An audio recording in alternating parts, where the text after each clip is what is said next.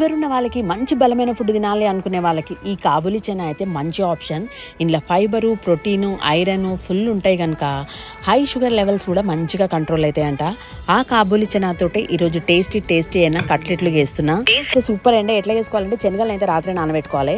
ఇక పొద్దున కుక్కర్లో ఒక 4-5 విజిల్ ఉడకబెట్టుకున్నాక ఇట్లా మెత్తగా ఉడికిపోతే ఇట్లా మంచి స్మాష్ చేసుకున్నాక ఇందులో ఒక 2 చెంచాల శనగపిండి, సన్న కోసిన ఉల్లిగడ్డలు, కొత్తిమీర అయితే బాగానే వేసుకోవాలి, అప్పుడే బాగుంటుంది. కొంచెం ఓమ కూడా వేసుకొని ఇందులో దీనికి సరిపడా ఉప్పు, కారము, కొంచెం పసుపు, గరం మసాలా అయితే నేను వేయలేదు, ఇష్టం ఉంటే మీరు వేసుకోవచ్చు. ఇట్లా మంచిగా కలిపేసుకుంటే వడల పిండిలాగా అవుతుంది. అప్పుడు చేయి మీద మంచిగా ఇట్లా వడలు చేసుకున్నట్టు చేసుకొని పైన మంచిగా ఇట్లా నువ్వులు పెట్టేసుకొని పెంక మీద నూనె వేసుకొని పొయ్యి చిన్న మంట మీద అటు ఇటు కాల్చుకుంటే మన కట్లెట్లు అయితే రెడీ అయిపోతాయి. ఇందులో మీరు కావాలంటే ఆకుకూరలు, కూరగాయలు, పన్నీరు ఇవి కూడా యాడ్ చేసుకోవచ్చు, ఇంకా మంచిది. మనం తినే ఫుడ్ ఎట్లుండాలంటే మన నోటికే కాదు మన ఆరోగ్యానికి కూడా మంచిదై ఉండాలి. ఇలా ఐరన్ మంచిగా ఉంటుంది కనుక మన బాడీలో బ్లడ్ పెరగడానికి కూడా మంచిగా హెల్ప్ చేస్తుందంట. ఇక ఈ కట్లెట్లు చేసుకొని మాకు టైం లేదు అనుకున్న వాళ్ళు రాత్రే శనగలు నానబెట్టుకొని మీరు పొద్దున ఏ కర్రీ చేసుకుంటారో అందులో కొన్ని వేసేయండి.